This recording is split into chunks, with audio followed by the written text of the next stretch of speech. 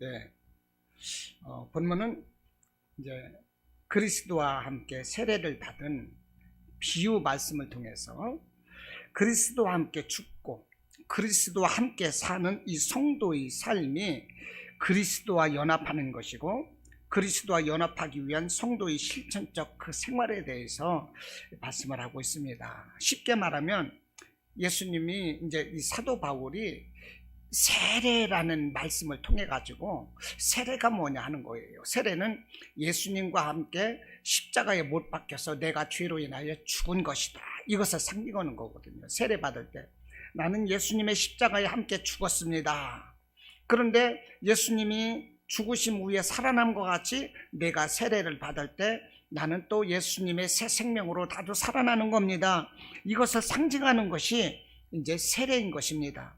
이 세례를 통해서 사도 바울이 오늘 가르치고자 하는 것은 예수님이 죽으셨다가 부활하신 것처럼 예수님과 함께 세례를 받은 너희들도 너희의 행실이, 세상적인 행실이 죽음에서 다시 예수 그리스도의 복음의 능력으로 새 삶을 얻으라, 이런 실천적인 말씀을 전해주고 있습니다.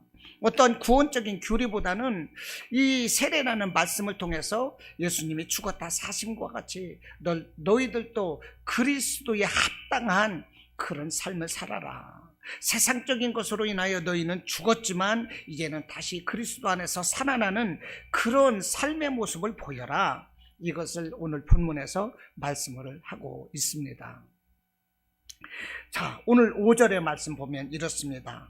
만일 우리가 그의 죽으심과 같은 모양으로 연합한 자가 되었으면 또한 그의 부활과 같은 모양으로 연합한 자도 되리라. 예수님의 이 십자가와 그 죽으심과 부활에 연합해서 우리가 세례를 받는 거거든요. 그러면서 너희는 연합한 자라 말씀을 해요. 여기서 연합은 무슨 뜻일까요? 연합이라는 것은 함께 한다는 것입니다. 누구와 함께 합니까? 오늘 본문은 예수님을 그리스도라고 말씀을 해요. 우리는 그리스도와 연합한 자입니다. 연합이라는 것은 함께 한다는 의미가 있어요. 오늘 성경 본문에서 계속적으로 연합의 의미를 설명해 주고 있습니다. 3절에서 보면 예수와 합하여, 그의 죽으심과 합하여, 이렇게 예수님과 합한다는 게 뭐예요? 연합이라는 거죠. 4절 보면 우리가 그의 죽으심과 합하여 그와 함께 장사되었나니, 6절에서도 보면 예수와 함께 십자가에 못 박힌 것은, 7절도 우리가 그리스도와 함께 죽었으면, 계속적으로 이렇게 말씀을 하고 있어요. 함께 살고 함께 죽고, 이게 무엇입니까? 연합이라는 거예요. 5절에서도 뭐라고 그래요? 그의 죽으심과 같은 모양이라, 그의 부활과 같은 모양이라. 이 모든 말씀은 우리가 그리스도 예수와 연합한 자다는 것입니다. 할렐루야. 여러분, 예수님과 연합한 자에게는 연합한 자에 대한 열매가 있어요. 열매가 있습니다. 학생이 학교 가면 열매가 있어요. 배움의 열매가 있거든요. 군인이 군대 가면 건강해지고 군인으로서의 그 열매가 있어요. 그렇지 않습니까? 배움의 열매가 있고 노력의 열매 있고 다 열매가 있습니다. 우리가 그리스도와 연합한 자라면, 예수님과 연합한 자라면 그에 따르는 열매가 있습니다. 우리가 예수님과 함께 맺혀지는 열매가 무엇이겠습니까? 궁극적으로는요, 갈라디아서 5장 22절로 24절 성령의 열매이겠지요. 사랑, 희락, 화평, 오래 참음, 자비, 양선, 충성, 온유, 절제. 이 성령의 열매는 뭐냐? 예수 믿는 사람이 궁극적으로 성화 과정에서 나타나는 정말 최고의 절정, 그런 열매인 거거든요. 그런데 오늘은 꼭 이 성령의 9가지 열매가 아니라도 오늘 이 사도 바울이 말씀하는 것 3가지가 있습니다. 그리스도와 연합한 자에게 나타나는 열매 3가지. 그래서 오늘은 3가지만 함께 은혜를 나누고자 합니다. 이 첫째는요, 성화입니다. 성화. 성화. 올림픽 때 성화 봉송 들고 뛰어가는 거 아닙니다. 성화가 뭐냐? 그리스도와 연합된 자가 나는 이런 사람입니다 라고 증거할 수 있는 변화된 모습, 이것이 성화예요. 성화라는 것은 우리의 삶이 하나님을 닮아가는 거예요. 하나님을 닮아가니까 하나님은 거룩하신 하나님이시거든요. 사랑이 많으신 하나님이시거든요. 그러니까 하나님을 닮아가니까 우리가 거룩해지고 사랑하는 사람이 되고 경건한 사람이 되고 이렇게 하나님의 인격과 성품으로 변화되고 거듭나는 것, 이것을 성화라고 말씀을 하는 것입니다. 이 성화라는 것은 성도가 세례를 통해서 그리스도의 죽으심과 다시 사심에 연합되었기 때문에 이 성도의 삶이 바뀌어진다는 것입니다. 그래서 어떻게 바뀌어지느냐? 세상에 나는 간곳 없고 오직 구속한 주만 바라보이는 이런 모습이 바로 성화다는 것입니다. 내가 살아가되 오직 주님 뜻대로 살고 오직 주님의 영광을 위해서 살아갈 때 성화가 시작이 되는 거예요. 그러면서 그 사람이 만들어져요. 예수님 닮아가는 것입니다. 예수님의 인격과 성품으로 닮아가요. 이것이 바로 성화다 하는 것입니다. 또 성화가 무엇이냐? 그리스도와 연합하여 우리의 옛 자아를 십자가에 못 박는 것입니다. 세례가 무엇이냐? 예수님이 죽으셨을 때 십자가에 못 박혀 죽으셨거든요. 세례는 예수님과 같이 나의 옛 모습을 십자가에 못 박혀 죽이고 예수님이 다시 부활하심과 같이 내가 새 생명으로 살아납니다. 이것을 선포하는 게 세례거든요. 이 상징이거든요. 이와 같이 우리가 성화라는 것은 뭐냐? 오늘 본문에서 설명을 하는 게 그거예요. 우리가 예수와 합하여 세례를 받았음과 같이 나의 옛 자아가 십자가에 못 박은 것이다, 이것입니다. 이것을 오늘 6절에서 이렇게 설명을 합니다. 자, 6절을 한번 보시기 바랍니다. 말씀을 하기를 우리의 옛사람이 예수와 함께 십자가에 못 박힌 것은 죄의 몸이 죽어 다시는 우리가 죄에게 종로로 타지 아니하려 함이니, 이렇게 말씀을 하는 거예요. 우리의 옛사람이 십자가에 못 박혔어요. 그래서 죄의 몸이 다시는 우리에게 종로로 타지 못하게 하는 거래요. 이것이 바로 성화다는 것입니다. 여러분, 6절에서 말하는 우리의 옛사람이 무엇입니까? 죄의 몸은 무엇일까요? 이것은요, 이 우리가 구원받기 이전에, 변화되기 이전의 모습인 것입니다. 우리에게 있었던 욕심, 교만, 혈기, 방탕, 자기 이성, 자기 만족, 막 이런 것들, 자기 애착, 이런 것이 바로 옛사람이고 죄의 몸이었던 것입니다. 믿음에서 비롯되지 않는 모든 삶, 이것을 말하는 거예요. 이런 것을 오늘 6절에서 뭐라고 그래요? 십자가에 못 박으라는 거예요. 할렐루야. 여러분, 우리의 옛 모습을 십자가에 못 박기를 바랍니다. 할렐루야. 못을 뭘로 박아요? 망치로 두드려 박아요. 안 들어가는데 콩쿠리 못은요, 안 들어가요. 손으로 잡고 있다가 잘못 박으면 손을 때립니다. 그런 때는 뺀지로 잡고서 망치로 사정없이 때려 박으면 못이 들어갑니다. 예, 못이 들어가요. 그냥 우리의 옛 모습, 옛 자아는 그냥 망치로 두들겨 박아야 되는 거예요. 할렐루야. 그냥 박아버리시기 바랍니다. 우리의 옛 자아가 우리가 하나님께로 가는 길을 막는 거예요. 올 한 해 2022년 표가 무엇입니까? 이사야서 60장 1절 말씀, 일어나라 빛을 발하라. 여러분, 우리가 일어나고 하나님의 은혜의 빛을 세상에 발하는 그것이 무엇입니까? 우리가 믿음에 바로 서야 되는 거예요. 할렐루야.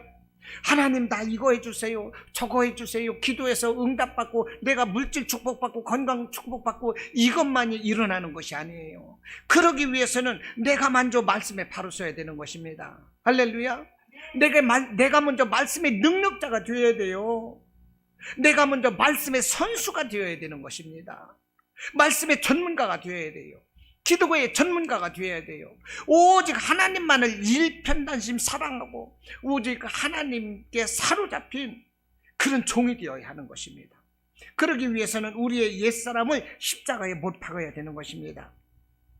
이와 같이 그리스도와 연합한 성도는 죄에 대하여 죽은 자가 되고 하나님께 대하여는 산 자가 되는 것입니다. 그래서 구원받기 전과는 전혀 다른 새로운 차원의 삶을 살아가게 되는 거예요. 이것이 무엇이다? 성화다 하는 것입니다. 할렐루야. 이것이 성화예요. 따라서 그리스도인들은요, 죄가 자신을 지배하지 못하도록, 이 죄가 자신을 지배하도록 허용하는 것이 아니라 몸을 의롭게 하나님께 드리는 새로운 삶을 살아야 하는 것입니다.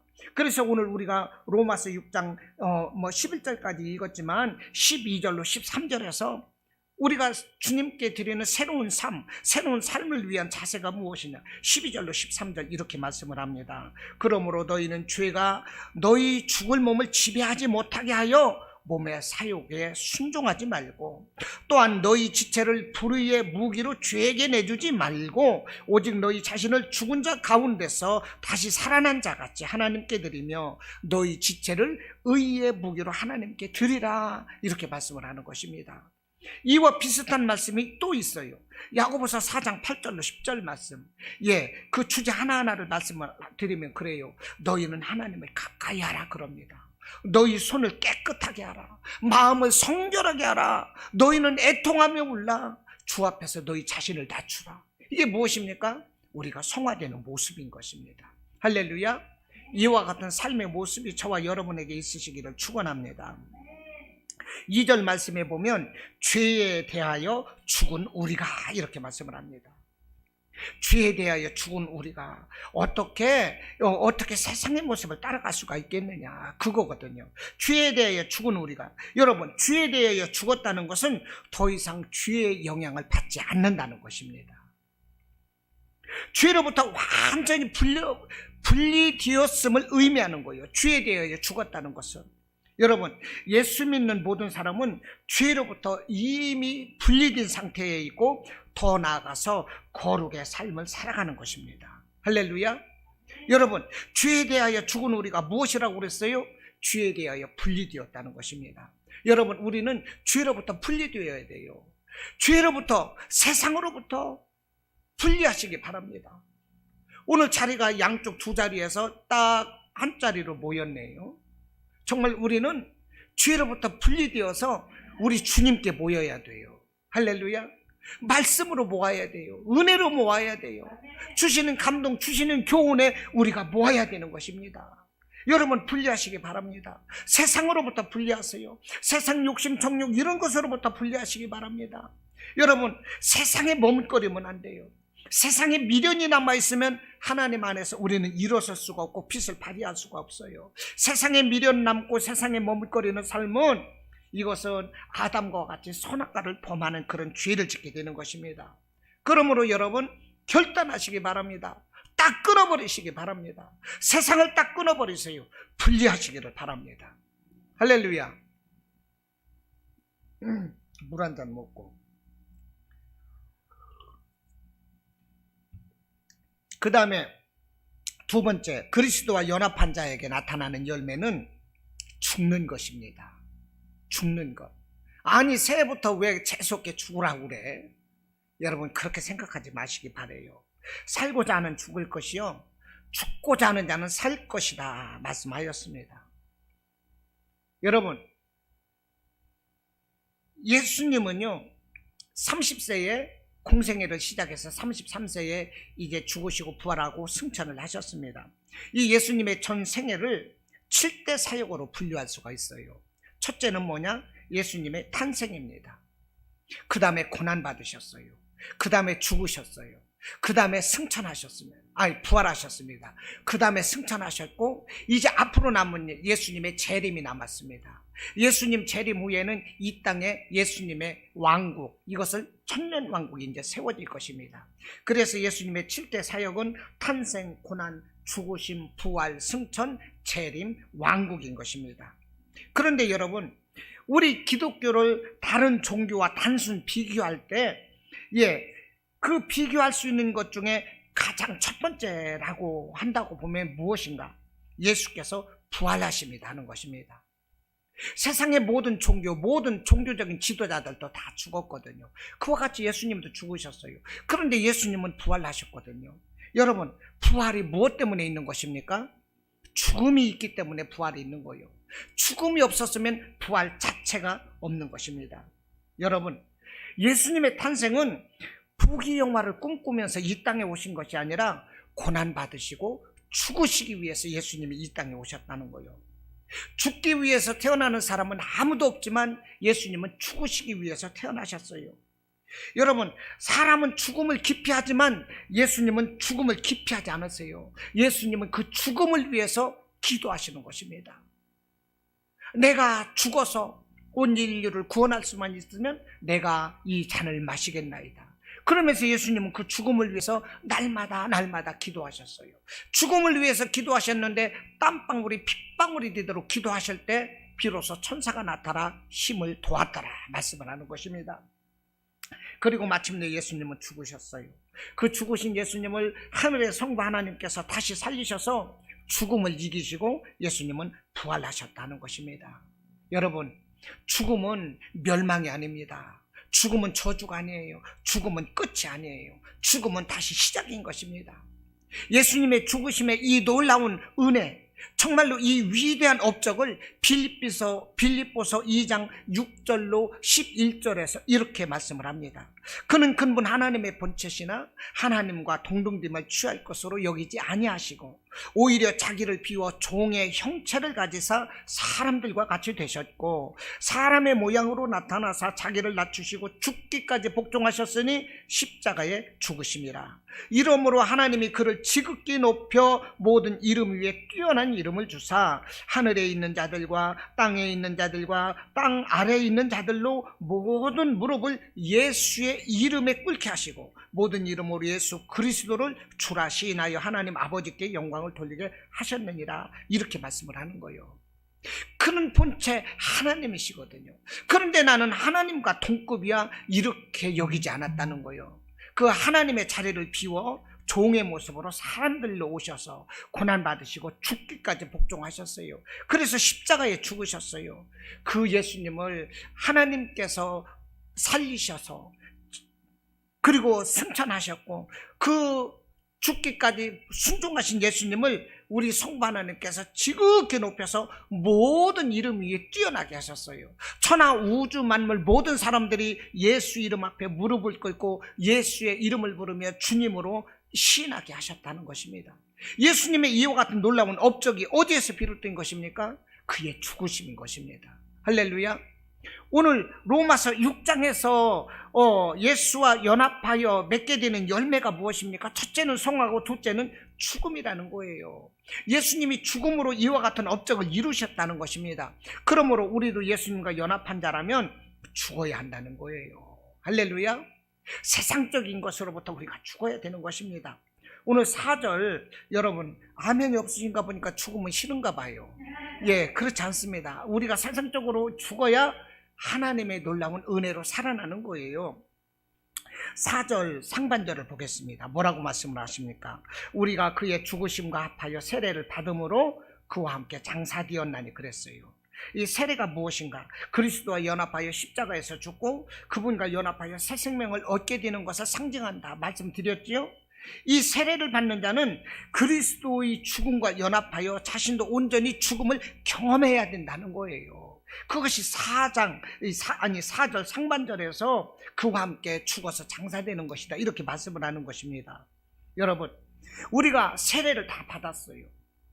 그런데 오늘 사실 로마서 6장에서는 우리가 이 신약 성경에서 세례라고 말하지만 사실은 침례가 맞죠. 세례는 물을 찍어서 머리에 이렇게 뿌리는 것이 세례입니다. 이것은 죄 씻음을 의미하는 거예요. 그런데 오늘 본문에서 나오는 세례는 원래는 본래가 침례인 거죠. 물속에 들어갔다 나오는 것입니다. 그래서 이 밥티스트라고 그래요. 이 그리스 헬라어로요, 이 밥티스마라고 이제 영어로 말하는 것 같은데요. 이것은 죽었다 살아난다는 의미요, 물에 잠긴다는 의미거든요. 여러분, 우리가 이런 침례, 우리가 세례 의식을 우리가 다 받았어요. 세례 받을 때 우리가 어떤 모습으로 세례 받았습니까? 나는 이제 죽었습니다. 그리스도 안에서 나는 죽었습니다. 이제 나는 새 사람 되겠습니다. 이런 놀라운 결단, 이런 깨달음, 이런 각오, 이런 감격 여러분들 있었습니까? 이것이 있어야 돼요. 이것이 없이 형식상으로 침례를 받고 그러다 보니까 그리스도인다운 그리스도의 모습이 없는 거예요. 세례 받았으면서도 그 사람이 쌩쌩하게 살아있어요. 그래서 문제가 되는 거예요. 우리가 김장을 담그기 위해서는요, 소금을 절입니다. 왜냐하면 배추가 죽어야 돼요. 쌩쌩한 배추가 죽어야만이 김장을 담글 수가 있는 거예요. 그런데 배추가 살아있다면 그것이 김장이 되겠습니까? 안 되거든요. 우리가 그리스도 안에서 죽고 새로 살려면 우리가 먼저 죽는 경험이 있어야 되는 거예요. 우리가 먼저 죽어라 하는 것입니다. 우리가 먼저 죽어야 되는 거예요. 그리스도 안에서. 그래야 우리가 그리스도 안에서 새롭게 능력 있는 용사와 같은 삶으로 우리가 거듭나게 되는 것입니다. 여러분, 기왕 우리가 살아가면서 용사와 같이 씩씩하고 능력 있는 모습으로 살아야지. 우리가 세상적으로만 살아서 그리스도 안에서 빌빌대고 세상에서 꼬두발이 되고 이래서 되겠습니까? 안 됩니다. 죽으시기 바랍니다. 4절 말씀, 우리가 세례를 받음으로 그와 함께 장사되었나니 그랬어요. 여기서 장사되었나니 이 표현이 무엇일까요? 장사는 언제 합니까? 죽고 마지막에 하는 거거든요. 장사 지낸다는 것은 이제 땅에 묻는다는 거예요. 파묻었다는 얘기예요. 파묻었다. 이런 표현이 좀 그런데요. 미국에서 수십 년 살고 오신 이 목사님이 세계 선교회에서, 우리 세계 선교회에서 이제 이 선교회 부모님이 돌아가셔가지고 장례 예배를 드리는데 학원 예배를 드릴 때 미국에서 목회하시던 목사님이 학원 예배를 드렸어요. 근데 그 목사님이 뭐라고 이제 아십니까? 예배를 다 드리고 나서 마지막에 얼른 파묻어, 이제 파묻어 그랬다 이 말이에요. 그러니까 거기 있던 사람들이 얼마나 어색하겠어요. 그분은 미국말대로 미국식대로 얘기를 한 거예요. 근데 우리는 좀 이렇게 조상님을 파묻어라, 부모님을 파묻어라 하니까 사람들이 어색하게 받아들였어요. 여러분, 장사가 뭐냐? 여기서 장사되었나니 4절 말씀, 이건 매장되었다는 것입니다. 파묻었다는 거예요. 파묻을 때는요, 흙으로 덮어요. 그러고서 사람들이 들어가서 발로 꾹꾹 밟습니다. 그런 다음에 풍분을 두툼하게 만드는 거예요. 그래요, 안 그래요? 우리가 이렇게 장사되었다니까요. 죄 가운데 우리가 죽어서 이미 장사되었어요. 장사되었으면 그 죽은 자가 무덤을 밖으로 나와야 됩니까? 안 나와야 됩니까? 나와서는 안 되는 거예요. 살아남은 귀신이라고 그래요. 무덤에서 살아나는 사람은 끔찍한 거예요. 그건 무서워요. 혐오스럽고 끔찍해요. 꿈자리 나타날까 두려워. 여러분, 그래요, 안 그래요? 그렇지요? 죽은 자는 살아나서는 안 돼요. 우리가 예수님과 연합하여 죄와 사망에서 무덤에 묻힌 자다 하는 것입니다. 그러므로 세상적인 죄로 인하여 죽었으면 그 세상적인 것에서 다시 살아나려고 하지 말라는 거예요. 왜 다시 살아나려고 하는 겁니까? 세상적으로 나는, 세상과 나는 간격 없고 이제 구속한 주문 바라보이나이다 이렇게 고백을 했는데 다시 세상적인 것에 미련을 두고 두리번거리고 왜 다시 살아나려고 하느냐는 거예요. 이것은 성도의 가치가 떨어지는 거예요. 성도의 자존심 문제이다는 것입니다. 여러분, 세상의 호기심으로 두리번거리지 말라는 거예요. 창세기에서 보니까 야곱의 딸 디나가 이방 세겜 땅에 가가지고요, 아버지 말씀대로 믿음에 바로 쓴 것이 아니라 세상의 호기심 가운데서 두리번 하며 돌아다니다가 무슨 일이 발생해 됐나요? 아시는 분? 그 지역 세겜 땅 추장에게 강간을 당했다는 거예요. 왜 세상에 왜 두리번거립니까? 추한 모습 당한다는 거예요. 여러분, 우리는 육신의 정욕, 이생의 자랑, 안목의 정욕, 이런 거에서 떠나야 되는 거예요. 이런 거에 집착할 때 하나님 욕먹여요. 그래서 개독이라고 하는 거예요. 이런 사람은 아무리 기도해도 응답이 없는 것입니다. 아무리 우리가 일어서라 빛을 발하라 아무리 이렇게 얘기해도요, 세상에 연연하고 두리번거리면 절대 일어설 수가 없는 것입니다. 할렐루야. 믿으십니까? 죄로 완전히 나의 자아가 죽기를 바랍니다. 그럴 때 하나님이 살리시고 이렇게 세워주시는 거예요. 그럴 때 기도에 응답하는 것입니다. 여러분, 내가 일어나 빛을 발하는 그런 삶을 소망하십니까? 내가 승리하기를 바라십니까? 그 비결이 무엇입니까? 나의 자아가 죽는 거예요. 나의 세상적인 옛 모습을 십자가에 못 박는 것입니다. 내게 있는 세상적인 고집이 있어요. 미움이 있어요. 원망이 있어요. 그런데 참 이상하게 누구 사랑하지 않는데 사랑하기는 참 힘들더라고요. 그러나 이와 같은 이 미움, 원망, 욕심, 시기, 질투, 세상 방탕 이런 것에서 내가 떠나라는 것입니다. 이런 것에서 나를 죽이라는 거예요. 그럴 때 비로소 하나님이 내게서 역사하다라는 것입니다. 내게 필요한 것이 무엇입니까? 물질과 명예와 권세요. 그래서 사탄은 예수님이 40일 금식하고 나오셨을 때 물질을 가지고 돌이 떡덩이가 되게 해라. 높은 산에서 뛰어내리라. 네가 하나님 아들이냐 아들이 아니냐. 내게 경배하고 절하면 이 세상 만물 보이는 거 모든 것을 다 주리라. 이게 뭐냐? 물질과 명예와 권세로 예수님까지 시험을 하는 거예요. 사탄은 태초에 이 아담을 가지고 선악과를 먹으라고 그랬어요. 이렇게 시험하듯이 우리도 이렇게 날마다 세상으로부터 시험당하고 있다니까요.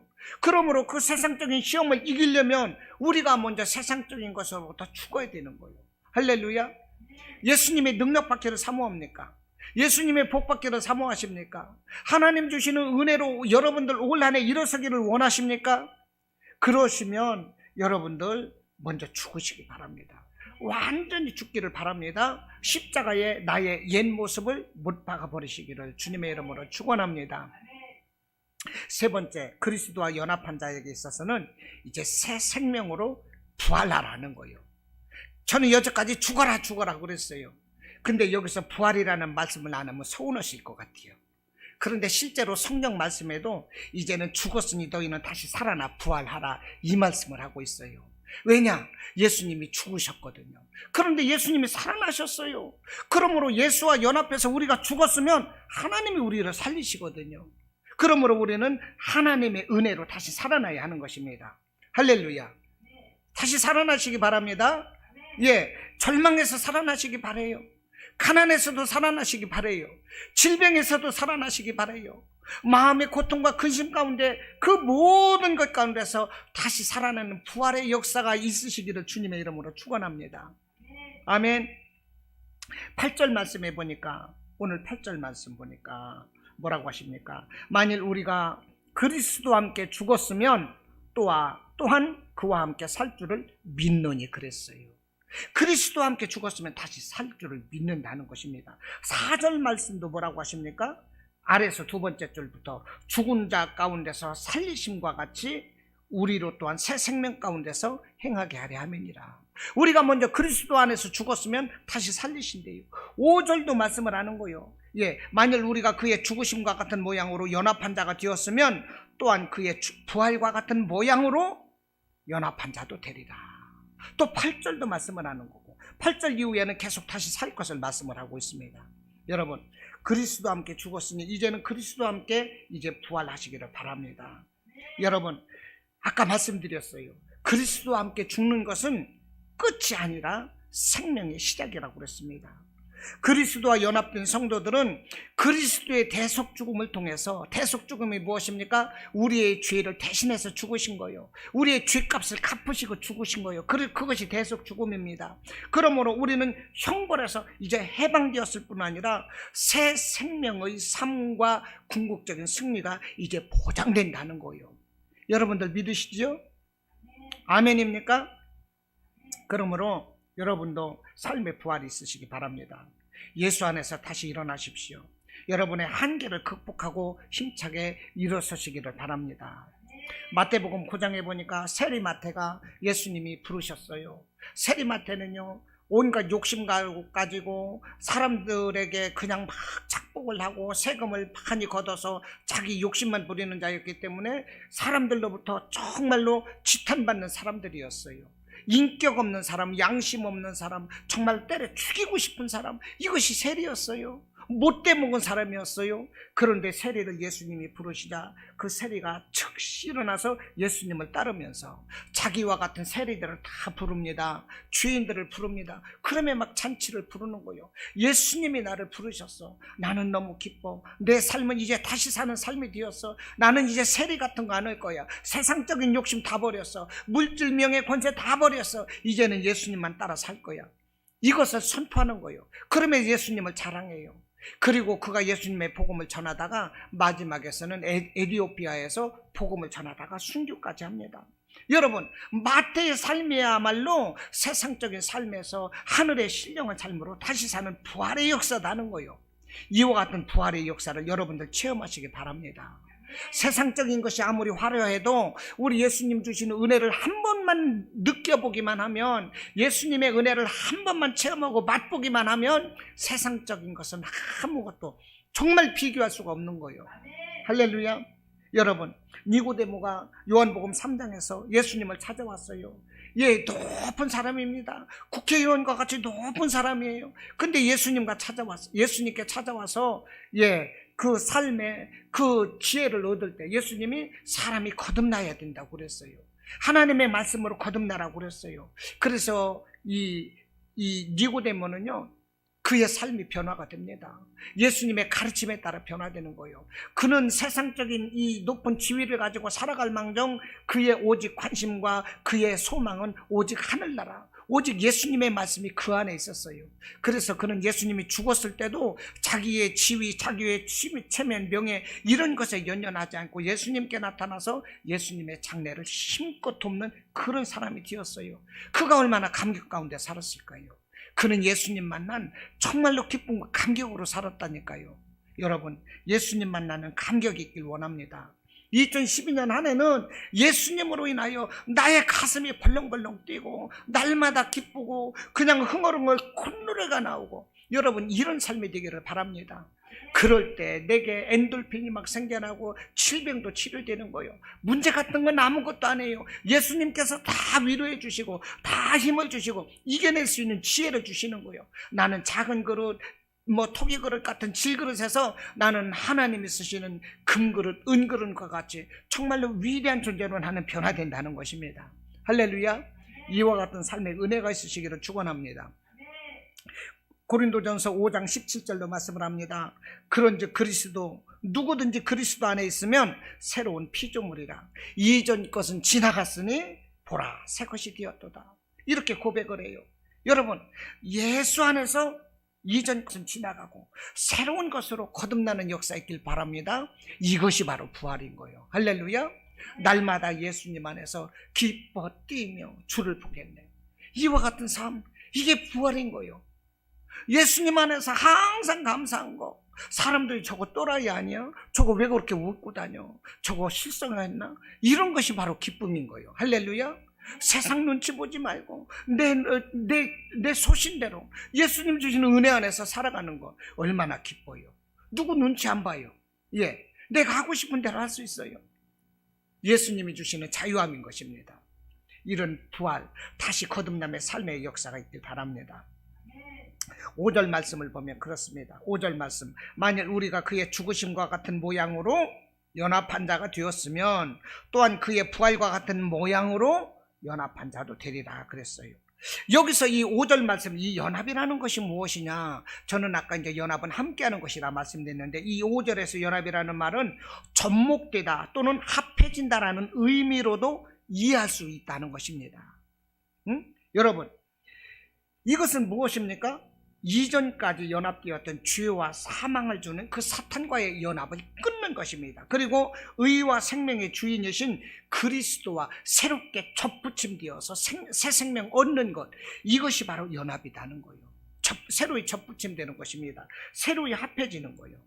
여러분, 요한복음 15장 5절 말씀을 합니다. 나는 포도나무요 너희는 가지라. 그가 내 안에 내가 그 안에 거하면 사람이 열매를 많이 맺나니 나를 떠나서는 너희가 아무것도 할 수 없습니다 그랬어요. 무슨 말씀입니까? 예수님은 포도나무래요. 그래서 예수님은 원줄기거든요. 그 가지가 원줄기에 붙어 있을 때 가지가 마르지 않고 잎이 나고 줄기가 나고 잎이 나고 거기서 꽃이 피고 포도송이가 주렁주렁 열리게 되는데, 그 원줄기에서 가지가 떨어져 버리면 가지는 말라버리거든요. 열매가 없는 것입니다. 그것을 말하는 거예요. 예수님은 포도나무요, 우리는 접붙임된 가지가 되어야 되는 거예요. 이것이 그리스도 예수와 연합하는 것입니다. 여러분, 접붙이기, 이 접붙이기는요, 이 새로 키운 그 묘목에다가 이 나무의 가지나 눈을 새롭게 접붙이는 것을 말하는 것입니다. 여러분, 접붙이는 거 아십니까? 많이 보셨죠? 예, 접붙임. 이 접붙임 할 때는요, 나무를 잘라내야 됩니다. 나무를 그냥 똑똑 잘라요. 뿌리 있는 나무 하나만 남기고 그것도 위에를 잘라내야 되는 것입니다. 그리고 접붙이고자 하는 새로운 나무도 눈 하나를 남겨놓고 다 잘라야 돼요. 자르고 난 다음에 그것을 쪼갭니다. 쪼개고 살을 덜어내고 그 밑에는 쪼개고 그 위에 나무도 이렇게 깎아내고 쪼개고, 그래서 그걸 팍 끼우는 거예요. 그러니까 젖붙임 할 때는 나무가 상처를 받는 것입니다. 그 상처에서 액이 흘러나서 다시 붙을 때 어떻게 돼요? 새로운 종으로 다시 살아날 때 새로운 종, 새로운 열매를 맺게 되는 거예요. 그래서 우리가 이 젖붙임을 할 때 이 고엽나무, 고엽 열매는 쓰고 떫습니다. 작아요. 그런데 이게 감이 되기 위해서는 고엽나무 위에다가 이 감나무를 잘라다가 젖붙임을 하는 거거든요. 그러면 우량 감나무가 되는 거예요. 밤나무도 젖붙이고 젖붙임 되는 게 굉장히 많아요. 이게 바로 젖붙임이 나는 것입니다. 이 젖붙임 할 때 나무는 상처를 받아요. 나무는 아파요. 그러나 상처와 아픔을 견디고 새로운 이렇게 생명이 이렇게 태어날 때 새로운 식물, 새로운 열매를 맺게 된다는 것입니다. 우리가 그리스도와 연합하여 이 부활하게 동참하게 되는 이 과정이 무엇입니까? 젖붙임의 과정인 거예요. 우리에게도 새 생명이 되기 위해서는 이런 상처와 아픔이 있다는 것입니다. 그러나 상처와 아픔을 우리가 참고 인내하고 이기면, 결코 포기하지 않으면 우리는 예수의 새 생명으로 거듭나는 역사가 있다는 거예요. 할렐루야. 그때 우리는 일어서게 되는 거예요. 우리는 빛을 발하게 되는 것입니다. 그리고 또 젖붙임 할 때는요, 이 테이프나 비닐 같은 것으로 이 쪼개고 이 상처낸 그것을 갖다 나무를 붙이지 않습니까? 그러면 이것을 이 옛날에는 이 비닐 같은 것으로 완전히 동여맵니다. 칭칭 동여매서 바람도 안 들어가고 물이 새 들어가지도 않게 동여매요. 요즘에는 테이프 같은 걸로도 하더라고요. 여러분, 이 젖붙임은 이렇게 단단히 동여매서 붙여야 돼요. 뭐 물이 들어가도 안 되고 바람이 들어가도 안 돼요. 여러분, 젖붙임이 무엇입니까? 예수님의 새 생명을 얻기 위해서 우리가 예수님께 단단히 붙어야 돼요. 그러려면 우리가 단단히 붙들어 매야 된다는 거예요. 우리를 붙들어 매야 된다는 것입니다. 예수님과 우리가 붙들어 매는 데 있어서 다른 세상적인 것, 세상적인 바람, 세상적인 물 들어가지 않도록 완전히 봉합해서 오직 예수님과 나를 칭칭 동여 감아매야 되는 거예요. 누가 떼려고 해도 떨어지지 않도록 붙들어 매시기 바랍니다. 말씀으로 붙들어 매시고 기도로 붙들어 매시고 완전히 우리 삶의 여정 가운데 예수님과 내가 한 몸이 되어야 되는 거예요. 찰떡 같은 한 몸이 되시길 바랍니다. 이것이 연합인 거예요. 그러면 저와 여러분의 삶은 아름답게 정말 일어서고 빛을 발하는 복된 삶이 되는 것을 믿으시기 바랍니다. 계시록 21장 5절로 말씀을 합니다. 보좌에 앉으신 이가 이르시되 보라 내가 만물을 새롭게 하노라 그랬어요. 2012년 한 해가 만물을 새롭게 하시는 예수 그리스도와 연합하고 정말로 힘차게 다시 일어나서 빛을 발하는 복된 성도 여러분이 되시기를 주님의 이름으로 축원합니다. 아멘.